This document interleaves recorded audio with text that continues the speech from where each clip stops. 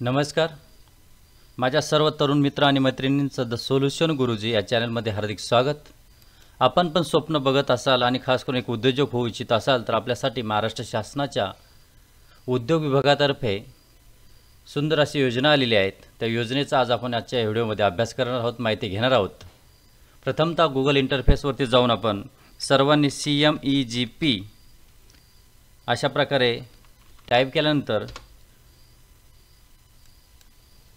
आपल्यासमोर अशा प्रकारे एक इंटरफेस ओपन होईल. त्यानंतर आपल्याला CMEGP यावरती क्लिक करायचं आहे. या योजनेअंतर्गत जे उद्योजक नवीन उद्योजक हे सर्व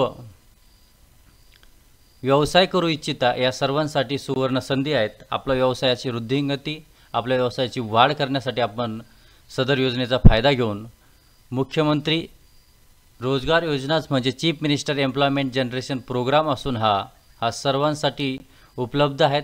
आपल्याकडे ज्या डॉक्युमेंट्स किंवा खास करून या योजनेचे जे नॉर्म्स आपण पूर्ण करून खास करून योजनेचा फायदा घेऊ शकतात. अशा प्रकारचे जे लोक जे तरुण आपला व्यवसाय वाढू इच्छितात त्या सर्वांसाठी योजना सुंदर अशा आहेत. महाराष्ट्र शासनाच्या डायरेक्टरेट ऑफ इंडस्ट्रीज उद्योग विभागातर्फे आणि खास करून chief minister employment generation programme CMEGP या प्रोग्रामचं नाव असून यामध्ये ऑनलाईन फॉर्म कशाप्रकारे भरायचा फक्त 5 मिनिटांमध्ये आपल्या सर्वांना ही माहिती भेटणार आहेत. तर चला प्रथमतः या पोर्टलवरती आल्यानंतर आपण सर्वांनी एकूण आपल्याला समोर जे 4 इंटरफेस दिसतील त्यापैकी online application for individual, application for non individual, log in form for register non individual, log in form for register applicant आणि खाली आपल्यासमोर दिसत आहे तर एजन्सीचे नाव दिसत आहे. DIC आणि KVIB एजन्सी त्यांचं लॉग इन आहे. DLSSC डॅशबोर्ड्स GM लॉग इन आहे. DLTFC log in, converter log in आहेत आणि बँक लॉग इन आहेत. तर इथे आपल्याला कुठे पण क्लिक करायचं नाही, फक्त आपल्याला क्लिक करायचं आहे इथे म्हणजे ऑनलाईन ॲप्लिकेशन फॉर इंडिव्हिज्युअल. इथे क्लिक केल्यानंतर आपल्यासमोर पुन्हा अशा प्रकारचा एक इंटरफेस ओपन होणार आहेत. तो इंटरफेस ओपन झाल्यानंतर आपण सर्वांनी इथे आपल्याला दिसल्याप्रमाणे एक ऑनलाईन फॉर्म ओपन झालेला आहे. या फॉर्ममध्ये आपल्याला सर्व आपली माहिती भरायची आहे. तर प्रथमतः 1 बाय 1 आपण कशाप्रकारे माहिती भरायची याबद्दल अभ्यास करणार आहोत, माहिती देणार आहोत. CMEGP online application for individual applicant. प्रथमतः आपल्याला आधार कार्ड आहे, आपला आधार कार्ड नंबर पूर्ण इथे टाकायचा आहे. त्यानंतर स्वतःचं नाव वगैरे सर्व टाकायचं आहे. नाव टाकल्यानंतर इथे आपल्याला जी एजन्सी निवडायची, DIC निवडायची काही KVIB निवडायची, तर आपण DIC निवडू शकतो, KVIB निवडू शकतो, जिल्हा उद्योग केंद्रामार्फत निवडू शकतात. त्यानंतर आपल्या जिल्ह्याचं नाव जे असेल आपल्या जिल्ह्याचं नाव टाकायचे. त्यानंतर टाईप ऑफ ॲप्लिकंट हा इंडिव्हिज्युअल, हा इनबिल्ट म्हणजे त्यामध्ये डायरेक्ट सॉफ्टवेअरद्वारे आपण कारण का ऑनलाईन ॲप्लिकेशन आपलं जे आहेत बा इंडिव्हिज्युअल निवडलं होतं. त्यानंतर आपल्याला इथे काय करायचं, आपलं जेंडर म्हणजे आपण स्त्री पुरुष आहात का ट्रान्सजेंडर आहात हे निवडायचं आहे. पुढे गेल्यानंतर आपण स्वतःची कॅटेगरी जी आहेत यामध्ये एकूण 4-5 प्रकारची कॅटेगरी दिलेल्या आहेत. General, schedule caste, schedule tribe, other backward class, minority आणि VJNT. उदाहरणार्थ आपली कास्ट ही असेल तर SC असेल SC निवडा, जनरल असेल तर जनरल निवडा आणि ST असेल तर SC शेड्यूल ट्राईब निवडा किंवा अदर बॅकवर्ड क्लासेस म्हणजे OBC असेल तर OBC निवडू शकता. त्यापुढे जाऊन आपल्याला मायनॉरिटी असेल तर मायनॉरिटी आणि VJNT असेल तर VJNT निवडू शकतात. पुढे आपली स्पेशल कॅटेगरी काय असेल तर नॉन ॲप्लिकेबल आहेत ते एक सर्व्हिसमन आणि फिजिकली चॅलेंज असेल तर आपण ह्याच्यापैकी काही नसाल तर नॉन ॲप्लिकेबल निवडा. इथे आहे 9 नंबरला आपल्याला स्वतःची डेट ऑफ बर्थ टाकायची आणि वय टाकायचं आहे. डेट ऑफ बर्थ टाकल्यानंतर आपोआप तुमचं वयसुद्धा शेड्यूल होऊ शकतो. उदाहरणार्थ मी एक्झाम्पल म्हणून इथे टाकतो. तर अशा प्रकारे एक्झाम्पल म्हणून मी सोबत 2020 जानेवारी 1 टाकली तर आपोआप आपलं वय येत असतं. अशा प्रकारे तुमचं स्वतःचं वय निवडून टाकू शकता. म्हणजे काय करायचं, तुम्हाला फक्त जन्मतारीख टाकायची, वय आपलं ऑटो येणार आहेत. पुढे आपले क्वालिफिकेशन, शैक्षणिक पात्रता किती आहे ती टाकायची. खास करून आपल्या सर्वांना शैक्षणिक पात्र अंडर 7th 9th पास, 10वी पास, 12वी pass, diploma, graduate, post graduate किंवा PhD हात का ते सिलेक्ट करायचं आहे. त्यानंतर आपला पूर्ण ॲड्रेस इथे टाका. ॲड्रेस टाकायचा आहे पूर्ण. ॲड्रेस टाकल्यानंतर आपल्या सर्वांना पुढे इथे गेल्यानंतर ॲड्रेस टाकल्यानंतर आपला जिल्हा निवडायचा आहे. परत आपला जिल्हा निवडला त्यानंतर आपला तालुका निवडायचा आहे. जो तालुका आपला असेल तो गावाचं नाव टाकायचं आहे. उदाहरणार्थ आता माझं गाव आहे ते मोगाव, मी म्हणून मोगाव टाकतोय. पिनकोड टाका. मोबाईल नंबर वगैरे असेल तर तो मोबाईल नंबर तुम्ही टाकू शकता तुमचा. आणि मोबाईल नंबर खूप महत्त्वाचा आहे. मोबाईल नंबर टाकल्यानंतर अल्टरनेट नंबरसुद्धा तुम्हाला द्यायचा आहे. अल्टरनेट नंबर दिल्यानंतर पुढे आपल्याला ईमेल आय डी टाकायचा आहे. जो तुमचा ईमेल आय डी असेल so and so email I D तो तुम्हाला तिथे टाकायचा आहे. त्यानंतर आपलं स्वतःचं पॅन कार्ड नंबर आहे तो टाकायचा आहे. पॅन कार्ड नंबर इथे टाका. त्यानंतर आपलं युनिट लोकेशन आहे, म्हणजे तुमचं युनिट लोकेशन म्हणजे तुम्हाला तुमचा व्यवसाय शहरी भागात करायचा का ग्रामीण भागात करायचा. रुरल म्हणजे ग्रामीण भागात, अर्बन म्हणजे शहरी भागात.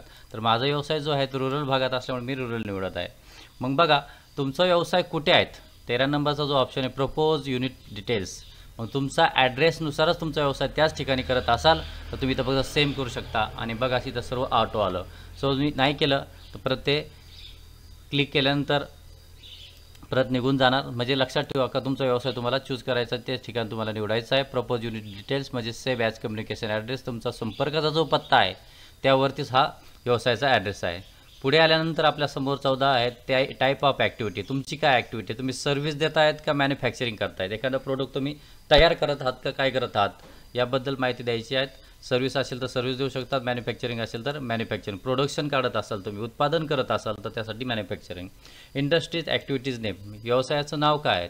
व्यवसायाचं मग तुमच्या इथे एकूण एवढे प्रकार आहेत व्यवसायामध्ये. फूड प्रोसेसिंग युनिट आहेत, ॲग्रो प्रोसेसिंग युनिट आहेत, फॉरेस्ट अँड मिनरल्स आहेत, इलेक्ट्रॉनिक्स आहे, इंटेरियर डिझायनिंग आहेत, IT आहेत, ऑटोमोबाईल आहे, फार्मास्युटिकल्स आहेत, पॉलिमर इंडस्ट्रीज आहे, फॅब्रिकेशन इंडस्ट्रीज, ब्युटी इंडस्ट्रीज आहेत, ट्रान्सपोर्ट, हँडीक्राफ्ट, हँडलूम, टेक्स्टाईल, गार्मेंटिंग आणि खास करून fashion designing, printing, rural engineering यापैकी आपले सगळे व्यवसाय तुम्ही तिथे निवडू शकतात. अशा प्रकारे तुमच्यासमोर हे संपूर्ण व्यवसाय दिसत आहे.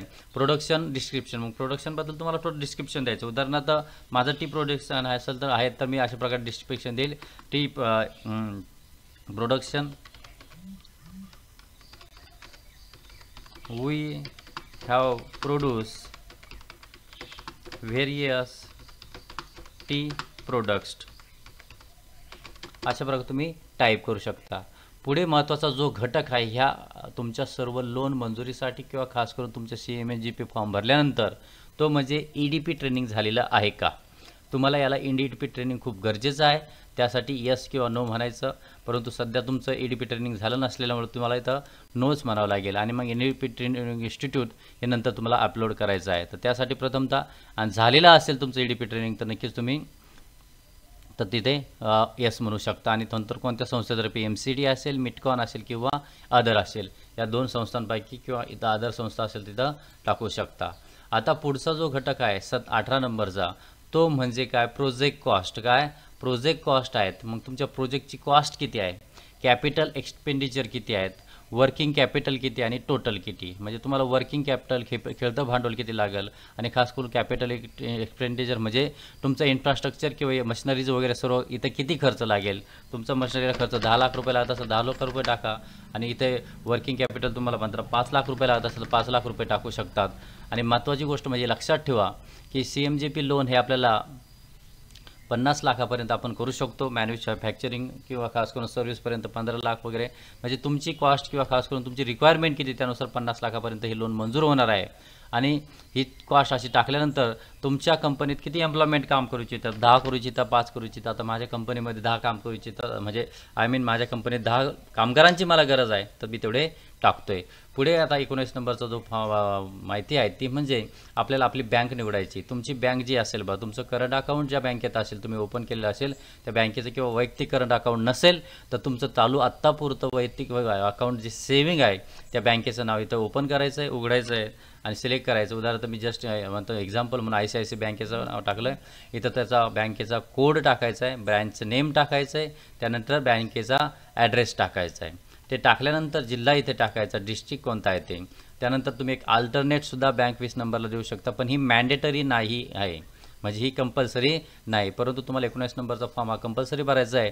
20 नंबरमध्ये तुम्ही ऑप्शन म्हणून सेकंड ब्रँच देऊ शकता. हे कशासाठी तर लक्षात ठेवा 19 नंबर आणि 20 नंबर खूप महत्त्वाचा आहे. यासाठी म्हणजे बघा तुमचं तात्पुरतं ज्या बँकेत सेविंग अकाउंट आहेत आणि महत्त्वाची गोष्ट म्हणजे तुम्हाला कोणत्या बँकेत अकाउंट ओपन केलेलं आहेत आणि कोणत्या बँकेचं लोन घ्यायचं आहे ती बँक तुम्हाला द्यायची. कारण तुमचं सेविंग अकाउंट असेल म्हणजे याचा अर्थ तुमच्या त्या बँक म्हणजे बघा आपण ज्या बँकेमध्ये आपलं सेविंग अकाउंट असेल आणि खास करून आपल्याला ज्या बँकेचं लोन करायचं असेल, CMGP फॉर्म भरल्यानंतर आपल्याला वाटतं की आपण ह्या बँकेचं करावं, तर अशा 2 बँका तुम्हाला द्यायच्या आहे. 19 नंबरला प्रथमतः जी बँकेत आपलं लोन करायचं आहे त्या बँकेचं पूर्ण डिटेल द्यायचे आहेत. त्यानंतर 20 नंबरमध्ये सुद्धा दुसरी बँक, ज्या बँकेमध्ये तुम्हाला 2 अशा बँका द्यायच्या आहेत, हे सर्वांनी लक्षात ठेवायचं आहे. पुढे आपल्याला डॉक्युमेंट्स काय, म्हणजे त्याआधी मग संपूर्ण हे तुम्हाला बघा इथे एक इंडिकेशन मार्क दिला आहे, काय तुम्हाला अंडरसाईन करायचं आहे. I hereby declare that information given in this form is all application is above correct. मी and my spouse are not beneficiary in any other government related subsidy scheme. If any other of the information stated above is found incorrect, wrong, false, I shall be liable for the suitable action. मग बघा हे सर्व तुम्ही form व्यवस्थित प्रकारे भरल्यानंतर, इथून व्यवस्थित प्रकारे भरल्यानंतर प्रथमतः तुम्हाला आधार कार्ड टाकलं आहे आणि सर्व डिटेल माहिती भरत शेवटी तुम्ही 19 आणि 20 नंबरचा फॉर्म क्लिअर झाल्यानंतर तुम्हाला संपूर्ण हे काय अंडरटेकिंग हे क्लिक करायचं आहे. त्यानंतर तुम्हाला कोणकोणते डॉक्युमेंट भरायचे आहेत ते खूप महत्त्वाचे आहे.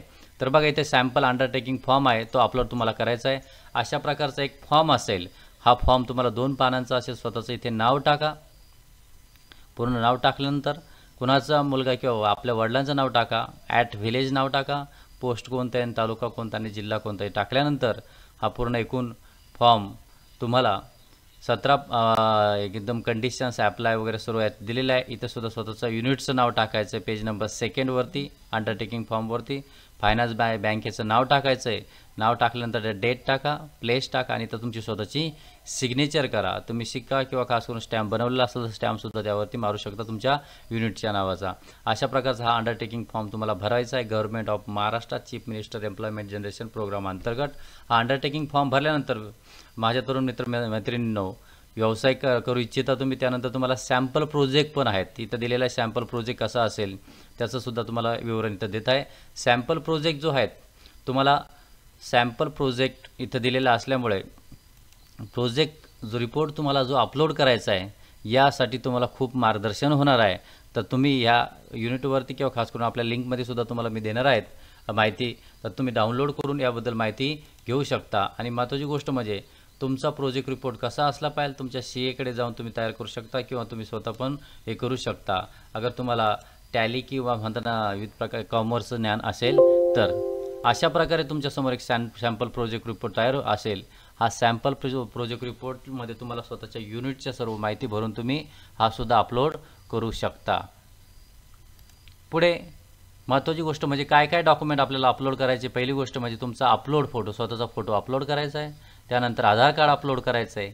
त्यानंतर कास्ट सर्टिफिकेट अपलोड करायचं, जातीचा दाखला अपलोड करायचा आहे. पॅन कार्ड हे मॅन्डेटरी नाही, परंतु तुम्ही तरी अप्लाय करायचा आहे, अपलोड करायचं आहे. कास्ट सर्टिफिकेटसुद्धा मॅन्डेटरी नाही पण अपलोड करायचं आहे.